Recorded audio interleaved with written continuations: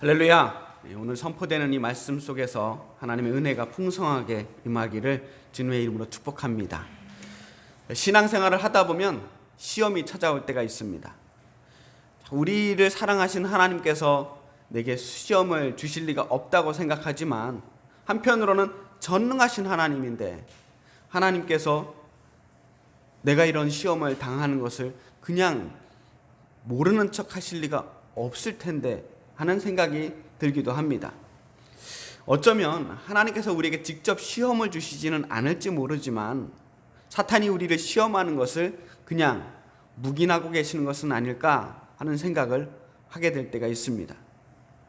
다만 하나님께서 그 시험을 우리가 잘 견디고 이기기를 곁에서 응원하시면서 말이죠. 마치 아이들이 걸음마를 배울 때 아이가 곧 넘어질 것 같고 실제로 곧 넘어지겠지만 그것을 알면서도 옆에서 응원하면서 지켜보는 부모의 심정이 아닐까 하는 생각도 해봅니다. 하나님께 허락을 받은 악마가 인간을 시험한다라고 하는 이야기는 자주 등장하는 레파토리입니다. 그 중에서 한 3개만 꼽아봤습니다. 첫 번째는 욥기의 이야기예요. 욥기는 세상 부러울 것 없는 어떤 정말 행복한 한 남자가 나무랄 것 없이 의로운 사람이라고 하는 그 욥이 어느 날 악마 때문에 시험을 당하게 되고 불행을 겪게 되는 이야기입니다. 과연 인간이 불행과 시험 앞에서도 끝까지 하나님 앞에 의로울 수 있는가 하는 질문을 가지고 사탄이 하나님께 허락을 받고 욥을 불행의 낭떠러지로 몰아넣는 이야기입니다. 두 번째는 괴테의 소설 파우스트라고 하는 소설이 있습니다. 괴테가 욥기를 읽다가 힌트를 받아서 이 소설을 쓰게 되었다 그래요. 메피스토펠레스라고 하는 악마가 파우스트를 찾아갑니다. 그래서 파우스트에게 젊음을 주고 대신 파우스트가 죽을 때 그 영혼을 내가 가져가겠다라고 하는 조건으로 계약을 맺으면서 일어나는 이야기입니다. 그리고 세 번째가 오늘 본문에 나타난 예수님의 이 시험 장면입니다. 예수님께서 성령에 이끌려서 광야로 나갔습니다. 그런데 그곳에서 악마에게 시험을 받아요. 성령에 이끌려 나가는 그 길에서도 악마의 시험은 피할 수가 없었습니다. 당대의 의인이라던 욥도 심지어 예수님도 이 시험과 유혹을 피할 길이 없어요. 하지만 피할 수는 없을지는 모르지만 이겨낼 수는 있습니다. 오늘 우리는 예수님께서 이기신 그 시험을 함께 보면서 은혜를 나눠보려고 합니다. 예수님께서 성령의 이끌림으로 광야에 나가서 40일을 금식하셨습니다. 그리고 이제 메시아로서 세상에 나갈 준비가 다 되었다고 볼 수 있는 바로 그 대목에서 그 시점에 악마가 나타난 거예요. 악마의 시험은 3가지였습니다. 내가 하나님의 아들이거든 이 돌들에게 빵이 되라고 말해보아라. 내가 하나님의 아들이거든 여기서 뛰어내려 보아라. 내가 나에게 엎드려서 절을 하면 이 모든 것을 너에게 주겠다. 이 3가지의 시험이에요. 그런데 이 3가지 시험 중에 2가지 시험은 앞에 내가 하나님의 아들이거든 이라고 하는 말로 시작을 하고 있습니다. 악마는 예수님이 하나님의 아들인 걸 알고 있어요. 그런데도 악마는 예수님에게 당신이 하나님의 아들이라면 한번 증명을 해보아라 라고 말하고 있습니다. 예수님께 악마가 말합니다. 내가 하나님의 아들이거든 이 돌들에게 빵이 되라고 말해보아라. 당신이 하나님의 아들이라면 우리 먹고 사는 문제를 해결해 줄 수 있어야 되지 않겠느냐? 라는 말이에요. 메시아라면 지금 우리들이 겪고 있는 가장 시급한 문제, 먹고 사는 문제를 해결해 줄 수 있어야 메시아라고 할 수 있지 않겠느냐? 당시 유대인들의 일반적인 생각들이었어요. 분명 사람들은 이 먹고 사는 문제 때문에 고통당하고 있었습니다. 그때 근데 예수님은 이렇게 말씀하셔요. 성경에 기록하기를 빵으로만 살 것이 아니라 하나님의 입에서 나오는 모든 말씀으로 살 것이다. 먹고 사는 문제가 중요하지 않다고 말씀하시는 건 아니에요. 분명 중요하지만 그게 다는 아니라는 말씀이에요. 먹고 사는 문제가 해결된다고 우리가 구원받는 것이 아니라 예수님께서 이 땅에 오실 때에 망의 문제를 해결해 주시기 위해서 온 것이 아니라 말씀을 주시기 위해 오셨다라고 하는 말씀을 하고 계시는 겁니다. 악마는 오늘 현대에도 여전히 그렇게 말씀합니다. 하나님의 아들이라면 좀 더 축복받는 삶을 살아야 되는 거 아니야? 돌을 떡으로 만들지는 못할지 모르지만 하나님의 풍성한 축복을 누리면서 풍요롭게 살아서 야, 예수 믿는 사람은 저렇게 축복받는구나 하는 것을 너의 삶으로 보여줘야 되지 않겠는가? 그래서 예수 믿는 사람들이 그렇게 세상에 드러낼 만큼 큰 축복을 받지 못한 경우에 괜히 내 믿음에 혹시 문제가 있는가? 내가 정말 하나님의 아들답게 살지 못해서 하나님의 영광을 가리고 있는 것은 아닌가? 스스로 위축될 때가 많이 있어요. 신앙생활을 열심히 하는데, 열심히 기도하는데 계획한 일들이 실패하고 축복의 삶을 누리지 못한다고 생각할 때 내 신앙을 돌이켜보면서 혹시 내가 뭔가 잘못하고 있는 것이 아닌가 하는 생각을 하게 되는 거예요. 남들에게 나의 축복받은 증거를 보여줘야 한다는 강박이 있어요. 내가 하나님께 사랑받지 못해서 내가 이렇게 살고 있는가? 하나님께 인정받지 못해서 내 삶이 이렇게 어려운가? 그런데 그것은 기독교가 아니에요. 그러한 신앙은 무속신앙입니다. 먹고 사는 문제를 해결하기 위해서 우리가 하나님의 자녀가 된 게 아니란 말이에요. 물론 예수 믿다가 축복을 받으면 정말 기쁘고 감사한 일이지만 우리의 축복은 그게 다가 아니라는 거예요. 만약 우리가 자녀가 되는데 어떠한 목적이 있다면 그것은 자녀가 아닙니다. 자녀는 부모가 우리에게 아무것도 해주지 못해도 여전히 부모를 나의 부모로 여기고 사랑하는 게 자녀예요. 목적 없이 사랑하는 것이 부모와 자식 간의 관계입니다. 악마는 다시 예수님을 시험합니다. 예수님을 예루살렘 성전 꼭대기에 세워놓고 여기서 한번 뛰어내려 보라고 유혹하는 거예요. 성경에 기록하기를 하나님이 너를 위하여 자기 천사들에게 명하실 것이다. 그리고 그들의 손으로 너를 떠받쳐서 너의 발이 돌에 부딪히지 않게 할 것이다. 그런 능력이 있지 않느냐? 한번 보여줘 봐라. 당신의 특별함을, 당신의 놀라운 기적을 보여서 정말 당신이 하나님의 아들인 것을 증명해 보라고 말합니다. 그때 예수님께서 단호하게 말씀하십니다. 성경에 기록하기를 주 너의 하나님을 시험하지 말아라. 뛰어내릴 수 있고 없고의 문제가 아니에요. 그런 식으로 하나님을 시험하지 말라라고 하는 말씀입니다. 예수님께서 기적을 베푸셨을 때 수많은 기적을 베푸셨지만 그 모든 기적들은 오직 목적이 하나 있었는데 사람을 살리기 위한 목적이었어요. 자신을 드러내고 자신의 능력을 과시하기 위해서 예수님이 기적을 베푸신 것이 아니라 죽어가는 사람 살리고 병든 사람 고치는데 그 능력을 사용하셨을 뿐입니다. 허튼데 능력을 사용하는 것은 교만이고 자랑입니다. 그것은 악마의 시험에 놀아나는 거예요. 주님께서 그것을 거부하신 겁니다. 마귀들만 그것을 예수님께 요구하는 게 아니라 사람들도 마찬가지였어요. 사람들은 예수님께 끊임없이 표적을 구합니다. 당신이 메시아인 표적을 보여주십시오. 당신의 능력을 보여줘서 당신이 그리스도임을 증명해 보라는 거예요. 이게 함정입니다. 이 증명에 성공을 해도 유혹에 넘어간 것이고 입증에 실패를 해도 넘어간 거예요. 예수님은 이 악마의 의도를 눈치채신 겁니다. 그런 능력의 증명 프레임에서 벗어나 버리신 거예요. 시험하지 말아라는 거예요. 나는 당신의 게임에 동참하지 않겠다는 것입니다. 예수님께서 이 땅에 구원하러 오신 하나님의 아들인 것은 기적으로 증명되는 것이 아니었습니다. 예수님의 능력의 핵심은 기적에 있는 것이 아니라 사랑에 있었어요.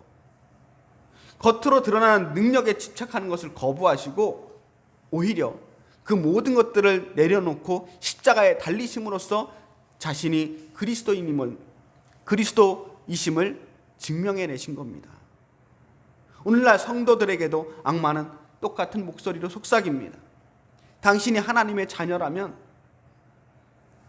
저 높은 곳에서 뛰어내려서 다치지 않는 기적까지는 아닐지 모르지만 어떠한 사고나 어떠한 질병이나 어떠한 위험으로부터도 하나님이 지켜주셔야 되는 거 아니냐, 안전해야 되는 거 아니냐, 당신이 하나님의 자녀인데 왜 몸이 아프고 왜 이런 사고가 일어나는가, 당신이 하나님의 아들이라면 코로나로부터도 안전해져야 되는 거 아닌가 하고 말합니다. 그런데 이런 생각이 하나님을 시험하는 생각이에요. 이번에 몇몇 교회에서 집단으로 코로나에 감염이 되었습니다. 이유는 간단해요. 방역수칙을 제대로 지키지 않았기 때문입니다. 기도만 잘하면 내가 어떻게 하더라도 절대로 안전해질 거라고 하는 생각, 어떠한 조치가 없어도 내가 이 병으로부터 하나님이 틀림없이 나를 지켜주실 것이라고 하는 그러한 생각이 바로 하나님을 시험하는 행동이었어요. 하나님을 신뢰하는 것과 하나님을 시험하는 것은 다른 겁니다. 우리가 하나님을 시험하는 어리석음을 범하지 말아야겠습니다. 이제 마지막으로 악마가 다시 한번 시험합니다. 예수님을 높은 산 꼭대기로 데리고 가서 세상의 그 모든 나라와 영광을 보여주고 말합니다. 내가 나에게 엎드려 절을 하면 이 모든 것을 내게 주겠다. 이렇게 말하는 것은 악마가 이 세상의 모든 나라와 그 영광을 자기의 소유라고 과시하고 있는 거예요. 악마는 이 세상을 마치 자기 것인 양 거들먹거리면서 이거 다 내 건데 나한테 절만하면 이것을 다 너에게 주겠다라고 말하는 겁니다. 과연 세상은 어찌 보면 나쁜 사람들 것인 것처럼 보입니다. 나쁜 사람들이 더 잘 살고 더 떵떵거리며 사는 것처럼 보여요. 언뜻 보면 범죄하고 편법을 쓰고 사기치는 무리들이 더 잘 사는 것처럼 보일 때가 있습니다.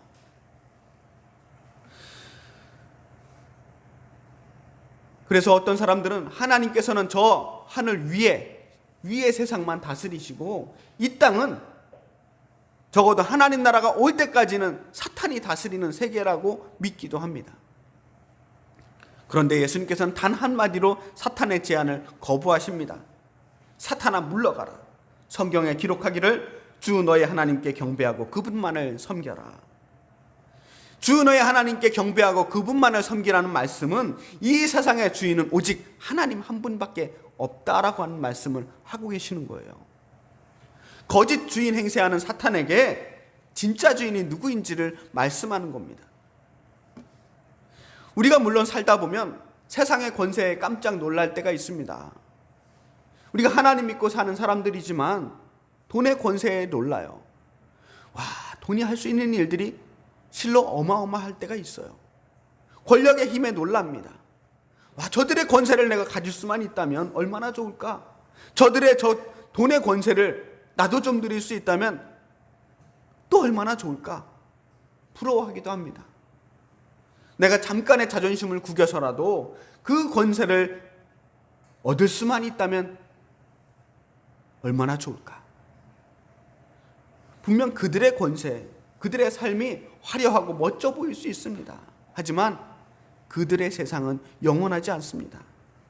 그들에게 무릎 꿇는다고 해도 그것이 나에게 주어질지 안 주어질지도 모르겠어요.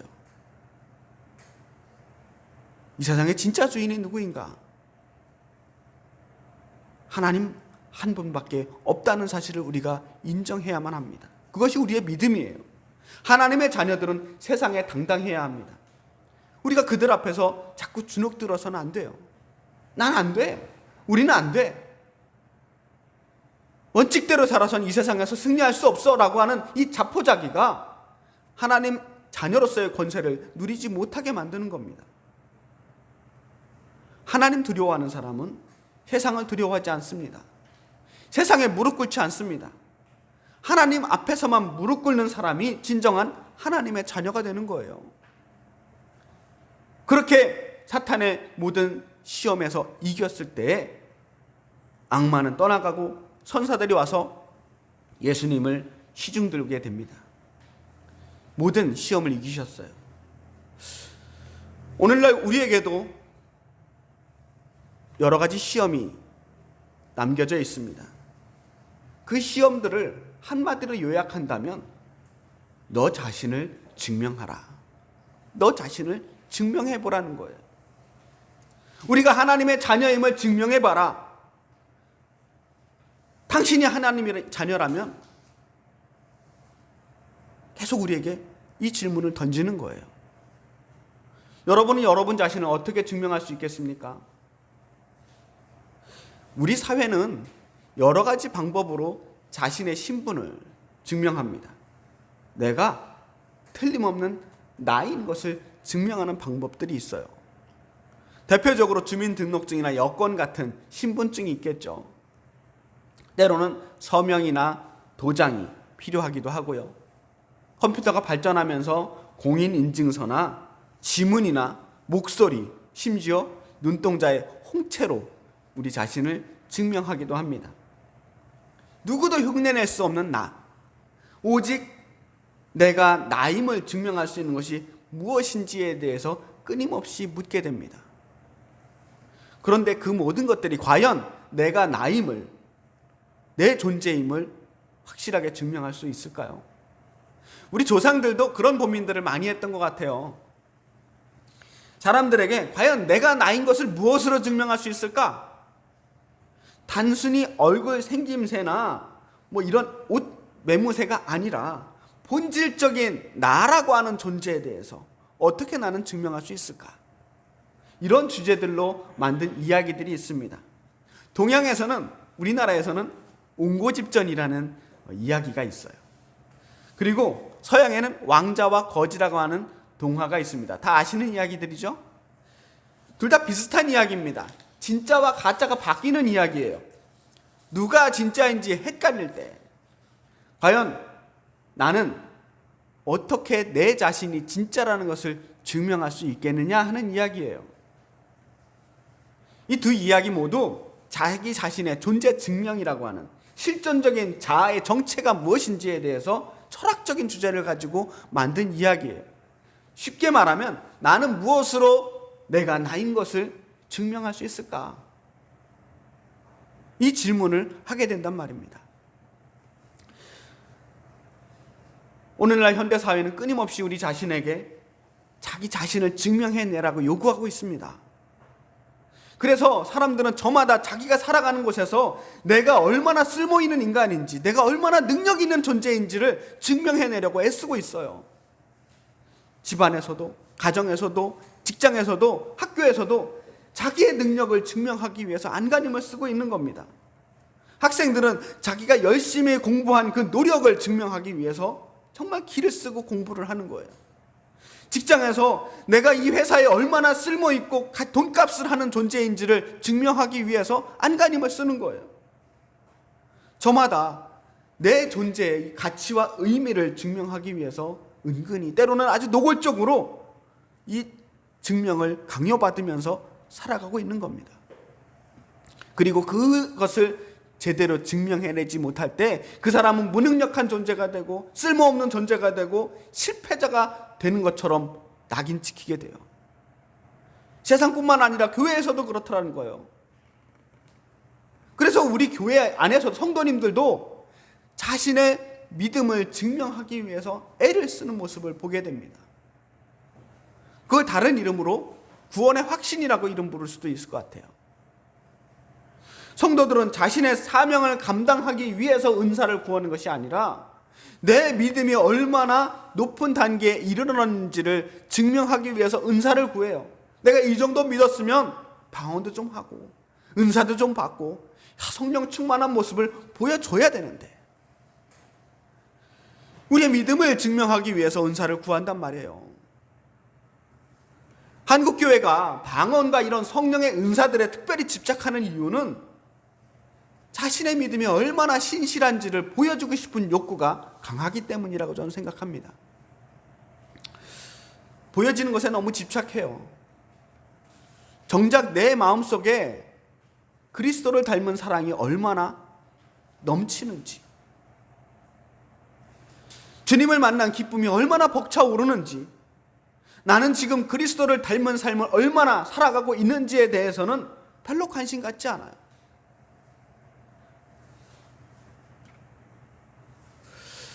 자기를 증명하는 삶이 정말 가치 있는 삶처럼 보이겠지만 그건 가짜의 삶입니다.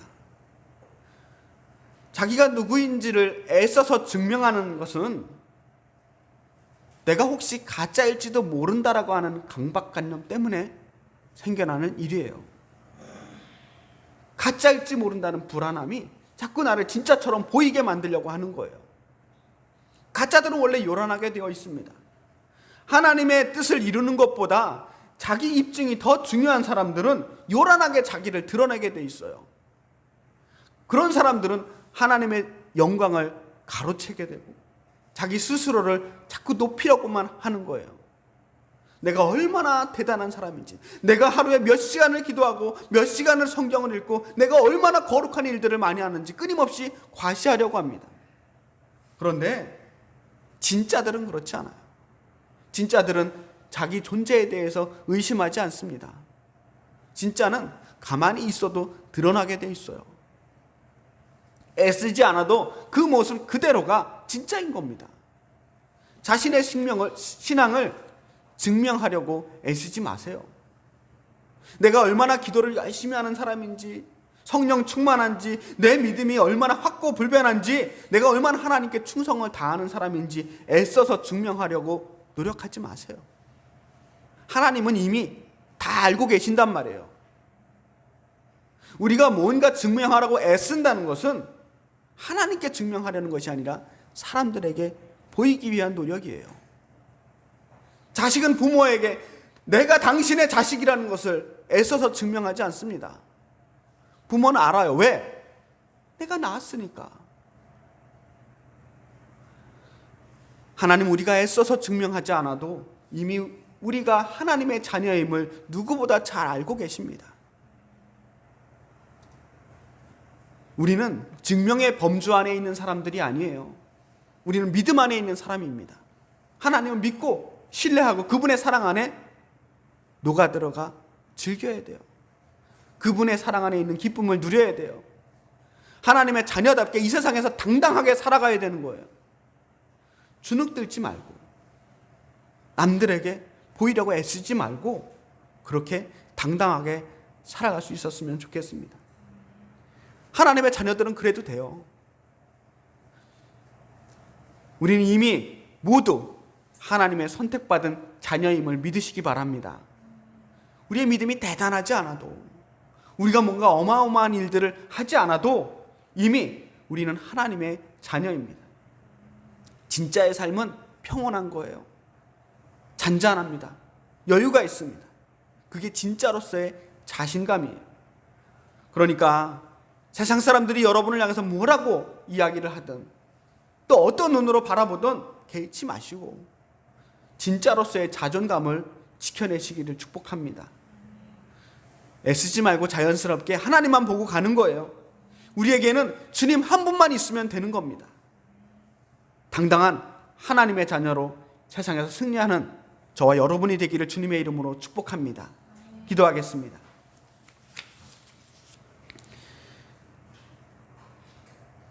나의 아버지, 나의 하나님, 우리는 주님의 자녀임을 감사합니다. 하나님, 세상 사람들의 눈치를 보지 않고 사람들의 눈길을 의식하지 않고 나 스스로를 증명하려고 애쓰지 않고 오직 주님의 자녀로서의 참된 기쁨과 평안 안에 우리를 머물게 하여 주시옵소서. 주님의 자녀의 권세를 마음껏 누리는 우리 엘림교회 성도들이 되게 하여 주시옵소서. 예수 그리스도의 이름으로 기도합니다. 아멘.